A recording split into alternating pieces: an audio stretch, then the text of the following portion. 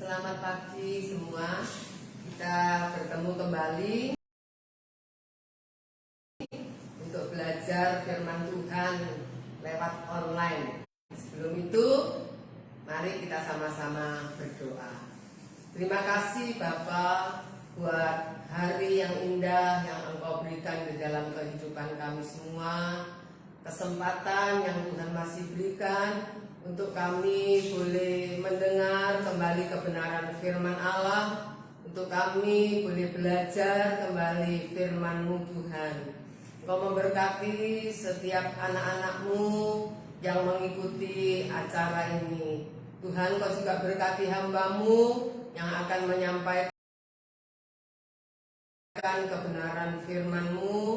Roh Kudus tuntun perkataan hamba-Mu, sehingga apa yang hamba sampaikan sesuatu yang berkenan di hati-Mu Bapa. Terima kasih.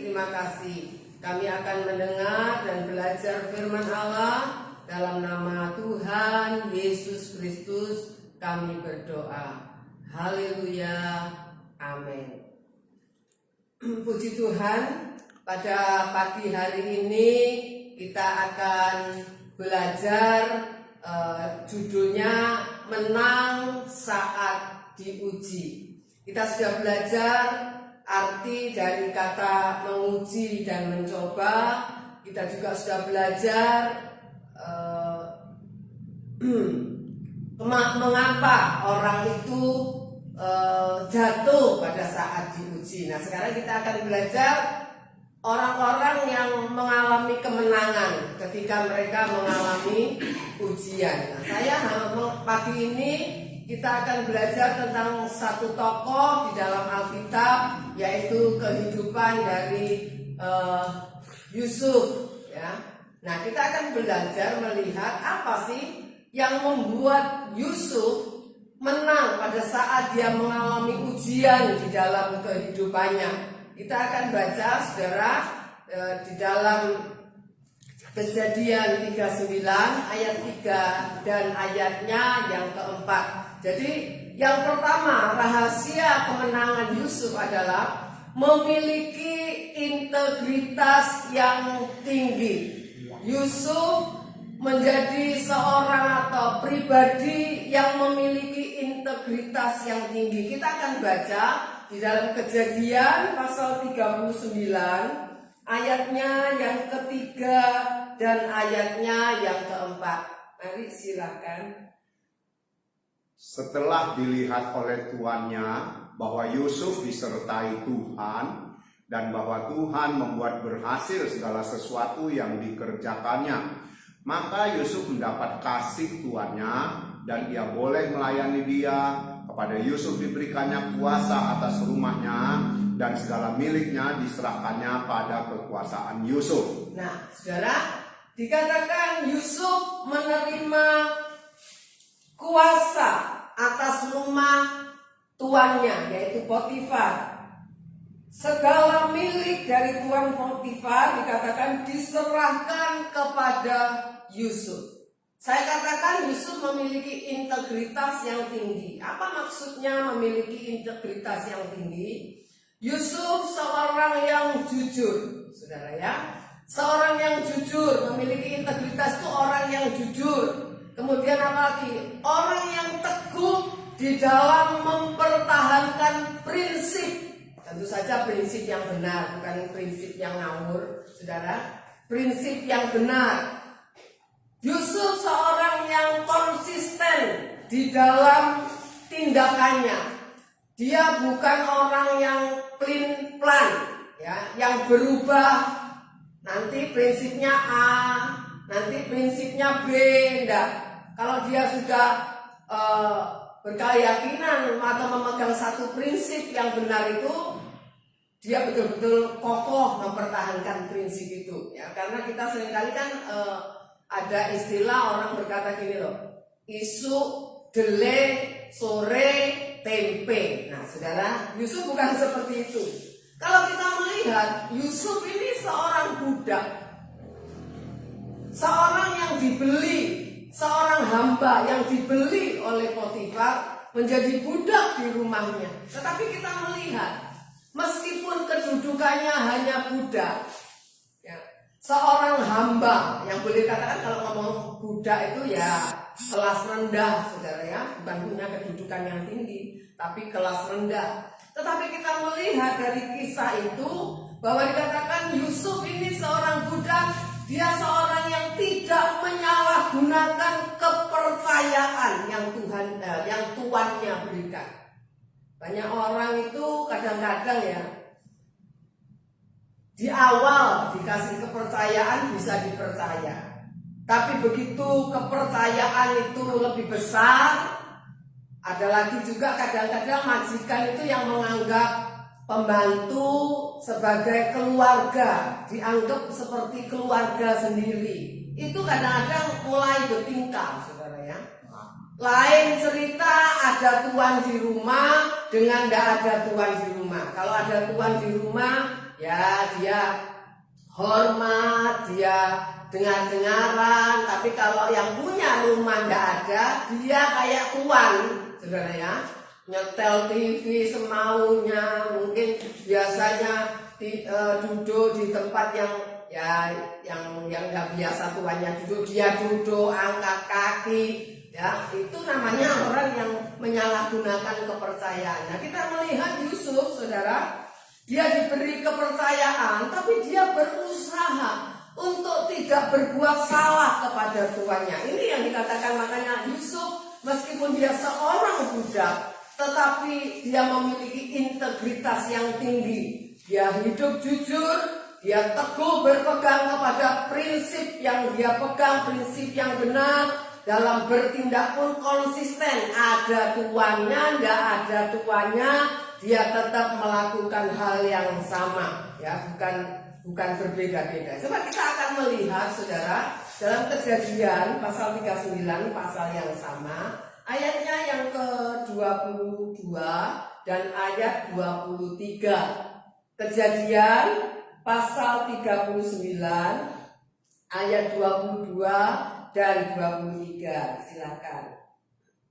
Sebab itu kepala penjara mempercayakan semua tahanan dalam penjara itu kepada Yusuf dan segala pekerjaan yang harus dilakukan di situ. Dialah yang mengurusnya. Dan kepala penjara tidak mencampuri segala yang dipercayakannya kepada Yusuf, karena Tuhan menyertai dia dan apa yang dikerjakannya dibuat Tuhan berhasil. Nah, kita tahu kisah ini, saudara, ya, sudah tahu kenapa dia di penjara, saudara. Kisah ini saudara pasti sudah tahu. Tapi kita melihat ya, ketika dia ada di rumah Tuan Potifar, dia bisa dipercaya sampai dia diberi kuasa penuh atas rumah, atas harta miliknya. Nah, sekarang ketika masalah dengan yang terjadi atau fitnahan dari istri tuannya, istri Potifar, ya saudara, kita melihat dia masuk dijebloskan ke penjara. Tapi kita melihat Yusuf ini tetap memiliki integritas yang tinggi, saudara. Alkitab katakan saat di penjara pun Yusuf ini orang yang bisa dipercaya oleh kepala penjara. Dikatakan oleh firman Tuhan, segala pekerjaan yang harus dilakukan kepala penjara diserahkan kepada Yusuf. Dan dikatakan kepala penjara tidak mencampuri semua yang dipercayakan kepada Yusuf. Sudah, pokoknya pasrah sudah, karena kepala penjara ini percaya benar, saudara. Jadi tidak perlu tanya-tanyai bagaimana, mungkin perlu dicek terus, sudah. Tapi kepala penjara ini betul-betul bisa memberikan kepercayaan sepenuh. Nah, saudara, ini satu contoh. Yusuf menang ketika dia mengalami ujian. Hal yang pertama atau rahasia yang pertama, dia memiliki integritas yang tinggi. Dia orang yang jujur, dia orang yang mempertahankan prinsip kebenaran dan konsisten di dalam tindakannya. Nah, saudara, kalau saya boleh lihat begini, jadi bagaimana keadaannya kalau itu diterapkan di dalam kehidupan kita? Kalau orang itu punya integritas tinggi, saudara, pasti laku di pekerjaan apapun. Ya, kalau jadi pembantu ya awet gitu loh ya, awet saudara ya. Kalau jadi pegawai ya sama. Sampai kalau dia punya kedudukan yang tinggi sekalipun, ya bisa langgeng gitu, dalam arti bertahan lama, kecuali ya sudah waktunya pensiun mungkin secara usia. Tapi kita melihat saudara, orang-orang yang punya integritas, orang-orang yang punya integritas yang tinggi, saudara, kalau mau resign, kalau mau keluar, saudara ya pasti digandoli sama bosnya, pasti digandoli sama majikannya. Nanti ditanya kenapa kok mau keluar, apa gajinya kurang, saudara. Itu dipertahankan. Tapi kalau orang nggak punya integritas, aduh, saudara, kalau pamit itu bagi bos itu kebetulan sekali, ya. Kalau PHK itu kan harus nyamoni ya. Nah, saudara, jadi kita melihat, ayo. Orang-orang yang punya integritas, punya peluang yang besar, pasti berhasil di dalam kehidupannya. Alkitab sendiri katakan gini loh, kalau kamu bisa dipercaya dalam hal yang kecil, Tuhan pun akan kasih percaya kamu hal yang besar. Kalau saudara dan saya atau siapapun, ya bukan kita lah, siapapun, kalau dikasih kepercayaan kecil aja nggak bisa dipercaya, nggak mungkin kepercayaan itu ditambah, dikurangi, ya saudara ya, dikurangi. Apalagi kalau soal duit gitu ya, nggak bisa dipercaya, pasti dikurangi kepercayaannya. Kalau tadinya sering suruh store ke bank, dilihat kok ini nggak beres ini gitu ya, saudara pasti sudah berhenti aja, nggak usah, bagian kamu bukan gitu ya, bagian kamu nyapu aja gitu ya, saudara. Nah, jadi kita mesti belajar, jangan ikuti filosofi dunia, jangan ikuti cara pandang dunia. Dunia seringkali yang kita dengar, ya dunia ini, zaman sekarang ini zaman edan gitu ya. Kalau ndak edan, ndak keduman, ndak kebagian, kalau ndak ikut gila gitu. Nah, saudara, jangan saudara. Bahkan istilah dunia, orang dunia juga bilang, wah kalau zaman sekarang hidup jujur ya hancur gitu ya, kalau jujur ya kocur gitu ya saudara. Nah, tapi kita berkata enggak. Alkitab mengajar kepada kita, kalau iya katakan iya, kalau tidak katakan tidak gitu. Itu artinya jujur, ya apa adanya gitu ya.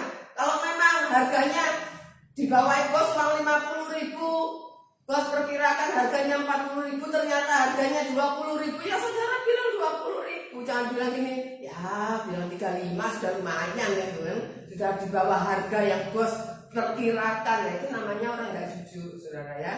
Nah, jadi kita belajar yang pertama, miliki integritas yang tinggi kalau saudara mau menang pada saat saudara mengalami ujian. Sekarang kita melihat, jadi orang bisa dipercaya itu berpeluang besar untuk berhasil di dalam kehidupannya. Hal yang kedua, apa rahasia daripada Yusuf menang pada saat dia diuji, saudara? Ketika dia mengalami apapun di dalam kehidupannya, saudara, kalau saudara baca kisah hidup Yusuf, responnya itu selalu benar. Nah, ini memang ini tidak gampang saudara ya, ini perlu latihan, karena seringkali kita itu spontan yang salah. Ketika orang memberikan aksi negatif, kita bereaksi juga negatif yang lebih besar. Tapi kita melihat contoh Yusuf, apapun yang dia alami, responnya selalu benar. Coba kita lihat Kejadian pasalnya yang ke-37, ayatnya yang keempat. Kejadian 37 ayat 4. Silakan. Setelah dilihat oleh saudara-saudaranya bahwa ayahnya lebih mengasihi Yusuf dari semua saudaranya, maka bencilah mereka itu kepadanya dan tidak mau menyapanya dengan ramah. Nah, sekarang kita melihat yang dialami oleh Yusuf. Setelah dilihat saudara-saudaranya, dikatakan bahwa ayahnya lebih mengasihi Yusuf dari semua saudaranya, maka bencilah mereka kepadanya dan tidak mau menyapanya dengan ramah. Kalau kita pikir, saudara, ini loh bukan kesalahannya Yusuf. Ya, harusnya mereka kan protes sama bapaknya. Tapi kita melihat reaksi dari kakak-kakaknya, ini reaksi yang tidak benar nih. Saudara, reaksi yang negatif. Katakan karena mereka melihat ayahnya lebih sayang sama Yusuf, maka mereka benci kepada adiknya ini. Bukan hanya benci, tapi ya tidak menyapa dengan ramah itu artinya judes, saudara ya. Zaman sekarang ngomong itu judes. Kalau ditanya itu atau diajak bicara itu bicara baik-baik, jawabannya katanya orang Jawa itu nyengak, tahu ya saudara ya, nyengak ini. Ya, nggak enak didengar telinga, ya, manasna kuping, saudara ya, bikin panas telinga. Nah, kita melihat, ya, apa respon Yusuf? Kenapa saya berani berkata nggak ada loh? Saudara boleh baca kisah Yusuf. Nggak ada ceritanya Yusuf itu membalas perbuatan kakak-kakaknya. Saya akan ajak saudara baca. Coba di dalam Kejadian pasal 37, pasal yang sama, ayat yang 13 dan ayatnya yang ke-14. Kejadian 37 ayat 13 dan 14. Silakan. Lalu Israel berkata kepada Yusuf, bukankah saudara-saudaramu menggembalakan kambing domba dekat Sikem? Marilah engkau kusuruh kepada mereka. Sahut Yusuf, ya Bapak. Kata Israel padanya, pergilah engkau melihat apakah baik keadaan saudara-saudaramu dan keadaan kambing domba, dan bawalah kabar tentang itu kepadaku. Lalu Yakub menyuruh dia dari lembah Hebron, dan Yusuf pun sampailah ke Sikem. Nah, saudara, saya percaya Yusuf diperlakukan seperti itu oleh kakak-kakaknya, dibenci, kalau jawab juga tidak enak, saudara ya. Nah, pasti dia merasa lah. Tidak mungkin dia tidak tahu kakak-kakaknya tidak suka sama dia, tidak mungkin, saudara. Kita ini kadang-kadang lihat orang, wajahnya orang aja, ketika ketemu mukanya tidak enak itu kita sudah tahu, tidak usah ngomong gitu ya. Apalagi ini kumpul satu rumah, saudara. Pasti Yusuf tahu persis kalau kakak-kakaknya tidak suka sama dia. Nah, tetapi dikatakan pada suatu hari Israel atau Yakub menyuruh Yusuf untuk pergi menengok saudara-saudaranya atau kakak-kakaknya. Coba kamu lihat keadaan kakak-kakakmu di sana gimana keadaannya. Alkitab katakan ayat 13 dikatakan sahut Yusuf, ya Papa, ya Bapak, ya Papa, gitu ya, saudara. Dengan kata lain dia tidak menolak, dia tidak ngomong ini loh, tidak mau, gitu. Apa, gitu. Semua jahat sama saya, tidak mau, gitu ya, tidak mau. Saudara, anak sekarang itu kan bisa begitu ya.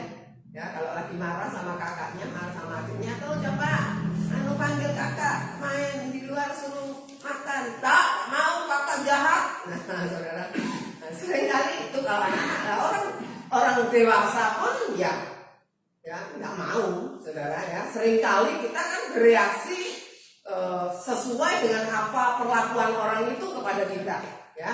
Sering kali orang mengikuti ya kita di filosofi dunia. Kalau kamu jahat, aku bisa lebih jahat dari kamu. Jangan main-main gitu ya. Emangnya cuma kamu yang bisa berbuat begitu. Tapi kita melihat Yusuf ini tidak seperti itu, saudara.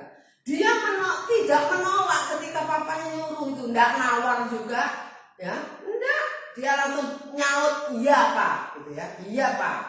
Saudara, ini bukti bahwa Yusuf itu nggak sakit hati sama kakak-kakaknya. Meskipun dia diperlakukan seperti itu, saudara. Ya, ini bukti. Jadi kita melihat respon ini yang benar penting, saudara. Memang respon itu penting, tapi memang seringkali orang gagal di situ ya. Ya, sering gagal. Makanya kita perlu belajar merespon sesuatu apapun yang kita alami dengan positif. Kita coba akan lihat ya contoh kelakuan atau tindak respon daripada Yusuf di dalam Kejadian pasalnya yang ke-50 ayat yang ke-20 dan 21. Kejadian 50 ayat 20 21. Silakan. Memang kamu telah mereka-rekakan yang jahat terhadap aku, tetapi Allah telah mereka-rekakannya untuk kebaikan, dengan maksud melakukan seperti yang terjadi sekarang ini, yakni memelihara hidup suatu bangsa yang besar. Jadi janganlah takut, aku akan menanggung makanmu dan makan anak-anakmu juga. Demikianlah ia menghiburkan mereka dan menenangkan hati mereka dengan perkataannya. Nah, saudara, kita melihat bahwa Yusuf tidak menyimpan kepahitan atau sakit hati kepada kakak-kakaknya. Kalau kita baca ayat yang ke-15, di sana demikian firman Tuhan. Ketika saudara-saudara Yusuf melihat bahwa ayah mereka telah mati, berkatalah mereka, boleh jadi Yusuf akan mendendam kita dan membalaskan sepenuhnya kepada kita segala kejahatan yang telah kita lakukan kepadanya. Kakak-kakaknya sendiri sudah keder, sudah takut, apalagi Yusuf waktu itu jadi penguasa. Dan mereka membutuhkan makanan, kehidupan mereka dijamin oleh Yusuf. Mereka butuh Yusuf, mereka ketakutan sendiri. Tapi ketika kita melihat apa yang dikatakan oleh Yusuf, mereka berkata gini, kakak-kakaknya sempat berkata, wes aku jadi budakmu aja kan, jadi budakmu aja, mau jadi budak, gitu ya. Tapi kita melihat Yusuf berkata, jangan takut, gitu ya, jangan takut.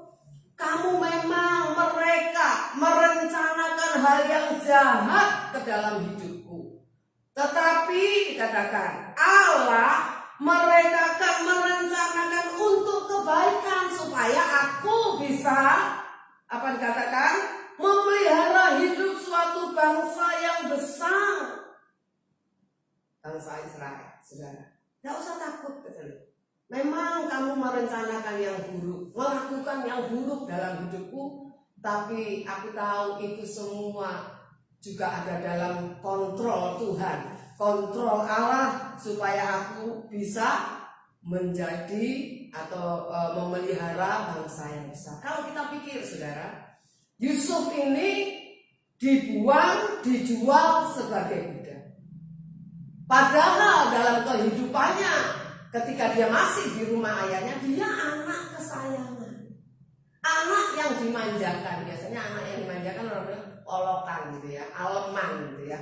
Saudara, biasanya nggak dewasa. Tapi kita melihat Yusuf seorang yang hidup dekat dengan Tuhan, saudara. Jadi kita melihat dia bisa merespon dengan benar apa yang terjadi di dalam kehidupannya.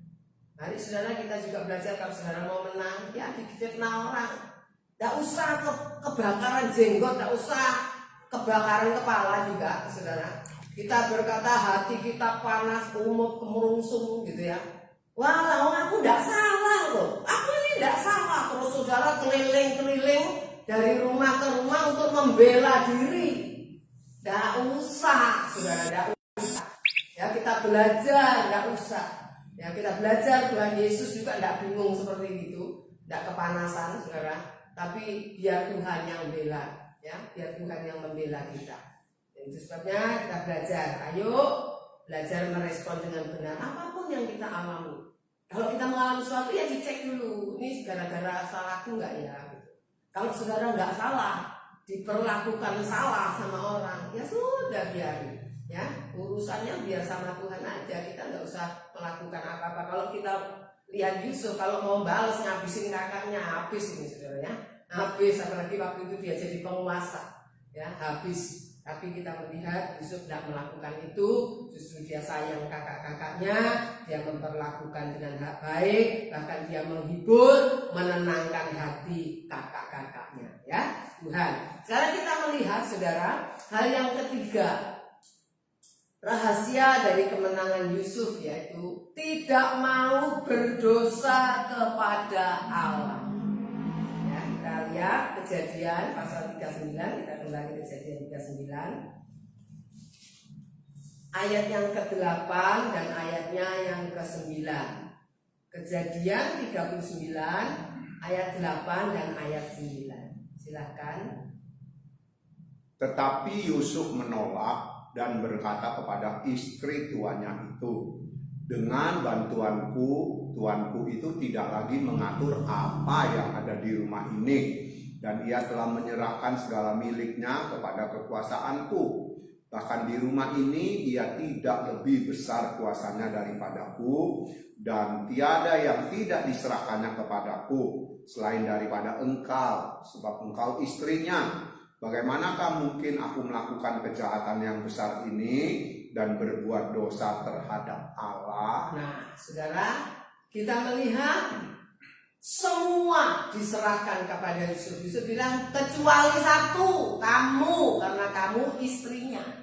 Tidak diserahkan ke aku kamu, ya. Tapi segala hal diserahkan oleh Potifar atau tuanku kepadaku, ya. Dengan bantuanku, dikatakan tuanku tidak lagi mengatur apa yang ada di rumah ini. Pokoknya tuannya itu tahu beres, gitu ya, tahu beres, ya.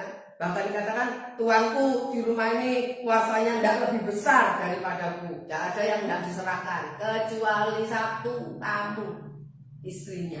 Nah, saudara, kita melihat ini landasan yang paling luar biasa yang dipegang kuat oleh Yusuf. Dikatakan, saudara, dikatakan ia tidak mau berdosa kepada Allah. Ya. Ia tidak pernah jatuh, makanya Yusuf tidak pernah jatuh dalam dosa. Karena apa? Karena dia tidak mau berdosa kepada Allah. Jadi kalau bertindak sesuatu, dia tahu, dia mikir ini keliru enggak ya di hadapan Tuhan, salah enggak ya gitu. Nah, saudara, jadi kita melihat meskipun enggak ada yang tahu, kalau kita lihat, saudara, coba ya ayat 10 sampai 12, saudara, ikutin 10 sampai 12, silakan. Walaupun dari hari ke hari perempuan itu membujuk Yusuf, Yusuf tidak mendengarkan bujukannya itu dan untuk tidur di sisinya dan bersetubuh dengan dia. Pada suatu hari masuklah Yusuf ke dalam rumah untuk melakukan pekerjaannya. Sedang dari seisi rumah itu seorang pun tidak ada di rumah. Lalu perempuan itu memegang baju Yusuf sambil berkata, "Marilah tidur dengan aku."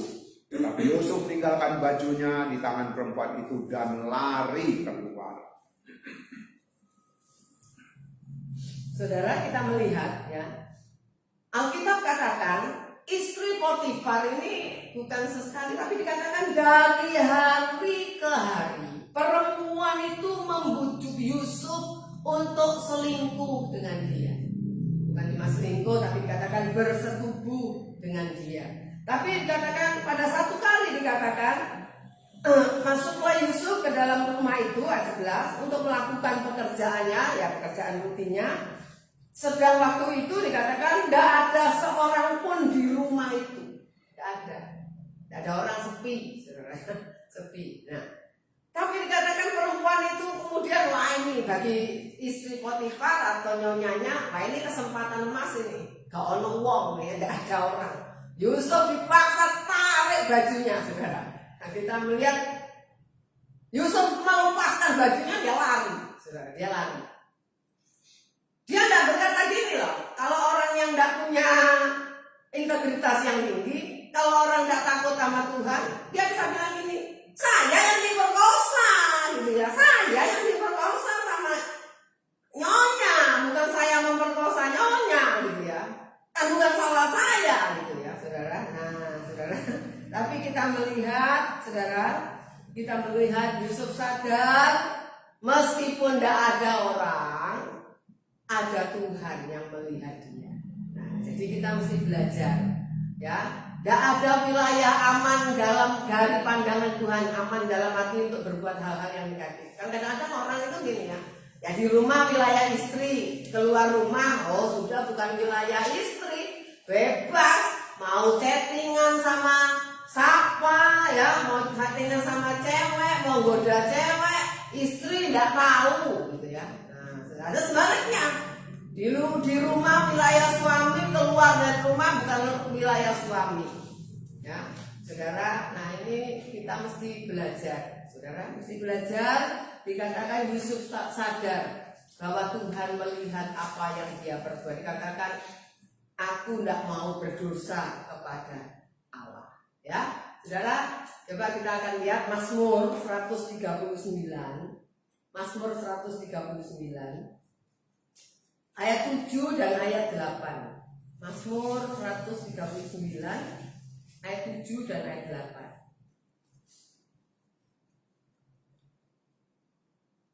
Silakan. Kemana aku dapat pergi menjauhi rohmu? Kemana aku dapat lari dari hadapanmu? Jika aku mendaki ke langit, engkau di sana. Jika aku menaruh tempat tidurku di dunia orang mati, di situ pun engkau. Nah, saudara, ini pemazmur. Ya, kemana aku dapat pergi menjauhi rohmu? Kemana aku dapat lari dari hadapanmu, saudara? Kalau aku naik ke langit, ya Tuhan ada di sana juga. Kalau aku turun ke dunia orang mati, boleh kata itu, Tuhan juga ada di sana. Nah sekarang saudara, apalagi kita, ya kalau di dalam perjanjian lama itu roh Tuhan itu masuk, nanti keluar, nanti masuk, nanti keluar, saudara. Tapi kita sebagai umat perjanjian baru, Roh Kudus itu ditaruh di dalam hidup saudara. Jadi kemana saja saudara pergi, dia ikut, dia ada. Ya, Roh Kudus itu ada mengawasi saudara dan saya apapun. Di tempat gelap sekalipun, tidak ada orang sekalipun. Jangan lagi bilang gini, ojo ngomong-ngomong bojoku ya, gitu. Ojo ngomong-ngomong ya, saudara. Lupa, banyak orang lupa, ya ngomong begitu tuh lupa. Nanti kalau tahu istriku marah, nanti kalau tahu suamiku marah, ojo bilang-bilang ya. Gitu. Saudara, kita lupa kalau ada saksi yang ada di dalam setiap kehidupan kita. Ya, saudara, yuk kita belajar ingat Tuhan itu di mana-mana ada. Karena apa? Karena Roh Kudus ada dalam Roh Kudus itu Roh Allah. Jadi kemanapun Roh Allah itu ikut. Tidak ada yang tersembunyi, makanya dikatakan tidak ada yang bisa saudara sembunyikan. Apa yang saudara pikirkan pun, ya Roh Kudus tahu. Ya, saudara, jadi kita mau belajar untuk bisa menang. Ayo kita belajar punya integritas, jujur, saudara, jujur, ya, jujur. Terus konsisten dalam bertindak, dalam prinsip, punya prinsip yang benar. Ayo belajar merespon dengan benar. Orang begini ke kita, ayo belajar. Ya memang tidak gampang, mungkin enggak. Bukan berarti saudara belajar itu langsung bisa. Enggak, mungkin saudara gagal. Tapi berkata Tuhan, ampuni aku kok gagal ya. Tapi aku mau Tuhan, aku mau belajar merespon dengan benar. Ya, tetanggaku itu kok jahat, tapi aku mau belajar merespon dengan benar. Ya, saudara-saudaraku itu kok menganggap aku karena aku orang tidak punya, ya meremehkan aku. Kalau kumpul-kumpul keluarga yang ngobrol, yang punya duit toh, yang tidak rapi punya duit, nggak direken. Sudah, saudara, kita belajar. Ya, tidak usah marah. Ya, tidak usah melok kakek ngomong, mungkin juga ya. Sudah, saudara, ya diem aja, sudah senyum aja, tidak usah sakit hati. Tidak gampang memang. Ya, itu perlu proses untuk belajar, itu perlu proses, saudara ya. Nah, prosesnya ya memang harus ngalami, ya ngalami sesuatu supaya kita bereaksi dengan benar. Nah, terus kita ingat, ya jangan berbuat dosa, jangan melukai hatinya Tuhan, saudara ya. Orang mau melukai kita, ya dia juga melukai hatinya Tuhan. Yang penting kita tidak melukai hati orang, kita belajar tidak melukai, terlebih tidak melukai hati Tuhan, saudara. Jadi ayo kita belajar. Kalau saudara atau saya punya masalah, kita punya masalah besar, ya, masalah besar sampai kita berkata, Tuhan aku tidak berdaya, aku tidak tahu harus bagaimana, saudara. Ayo belajar merespon positif. Ini semua ada di dalam kontrol Tuhan. Kerjakan apa yang bisa jadi, apa yang menjadi bagian saudara. Tanggung jawab saudara. Kalau punya utang-utangnya udah gede, nyekek ke leher, saudara tidak bisa ya boleh katakan ini, semua dijual juga tidak bisa ketutup utangnya misalnya. Ya sudah, lakukan, nyicil, saudara. Harus nyicil, jangan ngemplang, jangan pinjem sini, bayar sana, gali lubang, tutup lubang, saudara. Atau ya gimana lagi ya? Saya kalau tidak nipu, tidak bisa bayar utang, itu bukan solusi, saudara, bukan solusi. Ya saudara, apa yang saudara bisa jual untuk bayar, saudara ya. Kalau harus masuk penjara, ya masuk aja. Terus gimana lagi? Itu kan apa ya? Taburan yang tuayan yang kita dari taburan kita itu konsekuensinya, itu tanggung jawab kita. Nah, kalau apa yang kita sudah tidak sanggup, Tuhan harus minta kabeh, Tuhan udah dijual, udah dibayarin semua, udah tahu lagi. Nah, itu bagiannya Tuhan, serahkan sama Tuhan, saudara. Apa yang saudara tidak bisa lakukan, jangan semua diserahkan Tuhan. Kita yang utang waktu utang tidak banyak, saudara. Waktunya bayar, saudara serahkan Tuhan, saya utang 1 miliar nih, tolong bayarin, lah Pak enak, saudara ya. Tinggal kita belajar, saudara ya. Jangan serahkan semua lalu kita duduk manis kayak bos ongkang-ongkang, nggak ngapa-ngapain gitu ya. Bukan begitu caranya. Menyerahkan kepada Tuhan itu bukan itu. Bukan melepaskan tanggung jawab kita seenaknya sendiri, saudara ya. Duduk manis tunggu Tuhan nolong, itu namanya orang nggak tanggung jawab. Kita harus tanggung jawab. Apa yang kita tabur harus kita tuai. Ya wes, itu tanggung jawab kita. Selebih dari itu yang kita nggak bisa lakukan, itu bagiannya Tuhan, saudara ya. Jadi ayo jangan sampai saudara, saat kita mati kita ini belum membereskan dosa kita. Jangan sampai ya saudara, bereskan seluruh dosa saudara. Saudara yang genit jangan genit lagi. Saudara yang suka judi, jangan judi lagi. Yang saudara mata keranjang, jangan mata keranjang lagi. Ya saudara, buang keranjangnya, tinggal matanya. Ya saudara, jadi kita belajar. Makanya kita harus berubah. Bereskan seluruh dosa kita sebelum mati. Cari Tuhan dengan serius selagi masih ada kesempatan. Jangan cuma jadi lagu. Orang mewek-mewek kadang-kadang nyanyi, hidup ini adalah kesempatan, nyanyi tok. Nyanyi tok. Ya kesempatan untuk berubah, ayo berubah. Sudah jangan nyanyi tok. Nyanyi tok itu tidak bikin masuk surga, ya. Tidak bikin orang selamat, tidak, saudara. Saudara berubah, saya berubah, itu yang membuat saudara selamat sampai di kerajaan surga. Tuhan memberkati kita semua. Kita berdoa. Terima kasih Tuhan buat kebenaran firman Allah yang kami pelajari bersama. Sungguh Tuhan, banyak hal dalam hidup kami ini yang masih tidak benar di hadapan Engkau.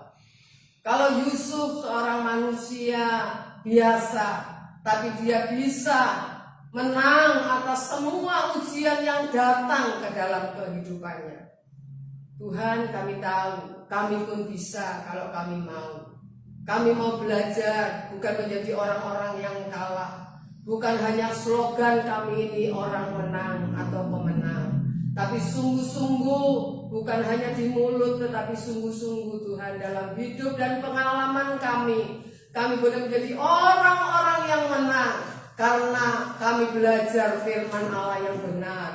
Itu yang akan mengubah cara berpikir kami untuk selaras dengan pikiran dan perasaan-Mu, Bapa. Terima kasih buat kebenaran firman-Mu. Berkati setiap anak-anak-Mu yang sudah mendengar kebenaran firman-Mu.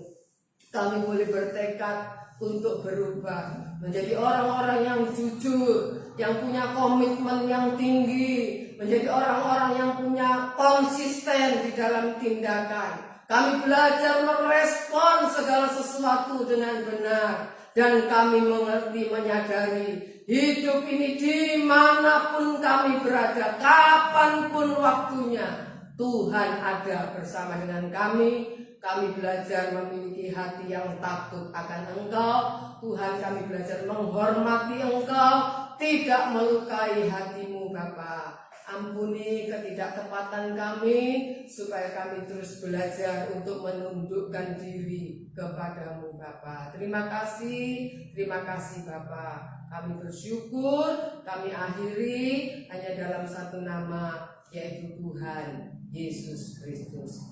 Haleluya, amin. Puji Tuhan, saudara. Mulai Kamis, jemaat GBD Ebenezer kita sudah ada pertemuan kembali ya, pertemuan gereja kembali. Jadi saudara harap hadir, jamnya tidak berubah ya, tetap jam 5 sore. Jangan lupa semua wajib pakai masker.